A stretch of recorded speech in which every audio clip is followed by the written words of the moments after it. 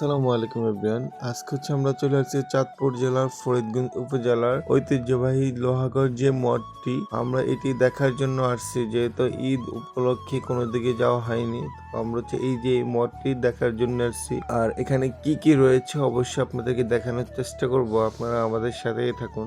এটা হচ্ছে মঠ।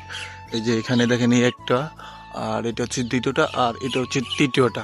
আর এই যে দেখেন কত সুন্দর দেখা যাচ্ছে এই মঠগুলো, দেখেন এই যে দেখছেন। আর এখানে অনেকগুলো পাখির বাসা আছে, এখানে অনেকগুলো পাখির বাসা। আর এটার উপরে হচ্ছে আগে ছিল নাকি স্বর্ণ, আর অনেক কিছু ছিল, আমরা আগে শুনতাম মানুষ থেকে।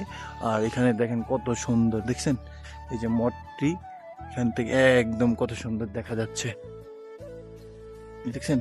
তো আমরা হচ্ছে যে মঠটির যে পিছনের অংশতে চলে আসছি। দেখেন পিছনের অংশ হচ্ছে এটি। তো এখানে হচ্ছে দেখেন পিছনের অংশতে অনেক নদী আছে, এখানে নদীতে অবস্থিত, যেহেতু নদীর পাশেই। এখানে হচ্ছে দেখেন এটা কিন্তু কিছুদিন আগে রং করা হয়েছে, তাই এত সুন্দর দেখা যাচ্ছে। আর এগুলো পুরনো বছরের যে রাজ্য, যাদের রাজ্য ছিল এটি, ওনাদের। দেখেন এটার ভিতরে কিন্তু জায়গাগুলো অনেক ভয়ানক, খুব অন্ধকার, উপরে একদম উপর পর্যন্ত আছে। আর এখানে অনেকগুলো শালিক পাখির বাসা আছে, তারপর টিয়া পাখির বাসা আছে। আর এটাও কিন্তু বিশাল বড়, সব উপরে, কিন্তু উপরে দেখছেন। তো আপনার এই যে মঠের যেই আসবেন কিভাবে অথবা কোন জায়গায়, এটা সব লেখা আছে এখানে। ঐতিহ্যবাহী দর্শনীয় স্থান লোহাগড় মঠ। তো এই দেখেন, তো আপনার এখানে চাঁদপুর জেলা ফরিদগঞ্জ উপজেলা ১ নং পশ্চিম পালুথুবা ইউনিয়নের চান্দ্রাবাজার হতে ১.৫ কিলোমিটার দক্ষিণে পশ্চিমে টাকাতিয়া নদীর তীরে অবস্থিত লোহাগড় মঠটি।